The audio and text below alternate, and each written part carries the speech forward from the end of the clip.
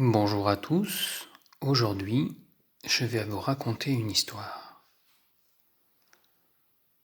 L'histoire de la Lune. La Lune brille en pleine nuit, mais elle attend.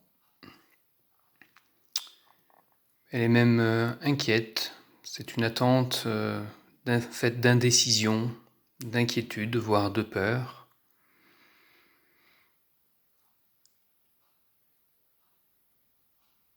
Elle a des admirateurs, mais on dirait qu'elle porte des larmes, qu'elle verse des larmes.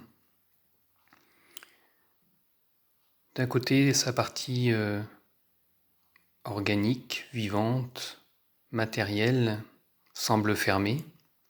De l'autre, sa partie spirituelle semble ouverte. Elle attend, elle est réceptive à ça, mais en même temps, elle est en gestation. Quelque chose la chose qui l'inquiète semble la ronger, la travailler de l'intérieur. Elle attend peut-être l'amour, elle attend peut-être un enfant, ou en tout cas une grossesse. Elle attend peut-être une rencontre avec le divin, son Dieu intérieur. Donc on va, pour avoir un peu plus de précision, regarder donc ce qu'elle regarde elle-même. Eh bien l'amoureux, la carte de l'amoureux. On retrouve une similitude d'ailleurs dans ces deux cartes, avec un astre d'un côté, un ange de l'autre, et trois personnages qui à la fois se font face et s'affrontent ou discutent en fonction des situations. Donc cette lune, elle attend peut-être effectivement l'amoureux, elle attend peut-être le regard de l'autre, elle attend peut-être une naissance, mais ça a l'air d'être loin d'être facile. Elle hésite entre deux, elle attend peut-être un conseil, elle attend peut-être le partenaire idéal, elle attend de faire le bon choix, mais ça reste encore très incertain. Est-ce que ces rencontres seront profitables ? Est-ce qu'elles vont répondre à ses attentes ?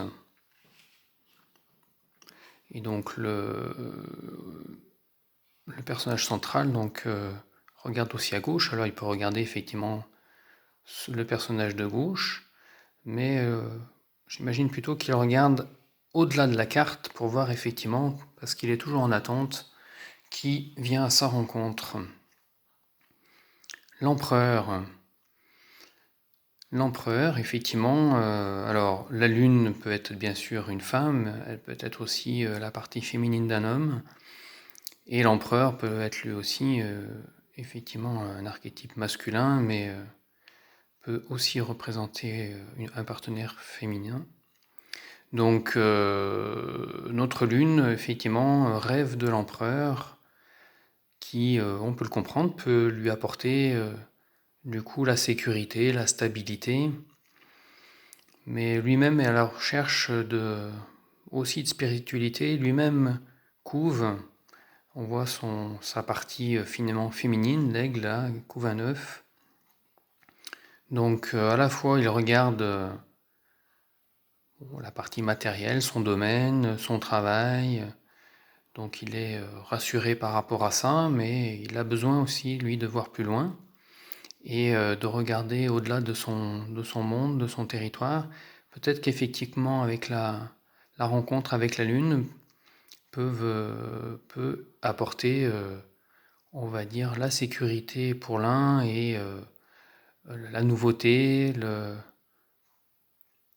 un regard plus extérieur, un regard plus spirituel pour l'autre. Et donc le l'empereur, lui, regarde de son côté. Il rêve du coup à l'étoile. Donc sa version de la Lune, ça serait l'étoile. Donc un être qui a trouvé sa place, qui est inscrite dans son territoire, donc pour lui c'est effectivement très favorable, mais un être qui a aussi la tête dans les étoiles, donc ce qu'il recherche.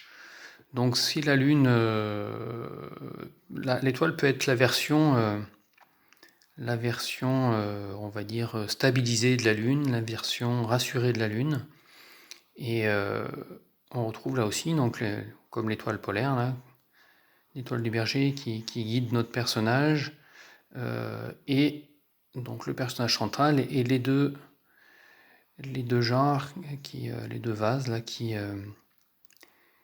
versent de l'eau, qui sont en lien avec les énergies terrestres, qui cherchent aussi à faire circuler l'énergie spirituelle entre la terre et le ciel. Donc on peut imaginer effectivement dans notre histoire que la Lune, petit à petit, dans cette rencontre avec l'empereur, soit effectivement en pleine évolution et trouver l'équilibre qu'elle recherche. Et comme notre personnage de l'étoile regarde elle aussi à gauche, on va voir vers quoi elle veut tendre.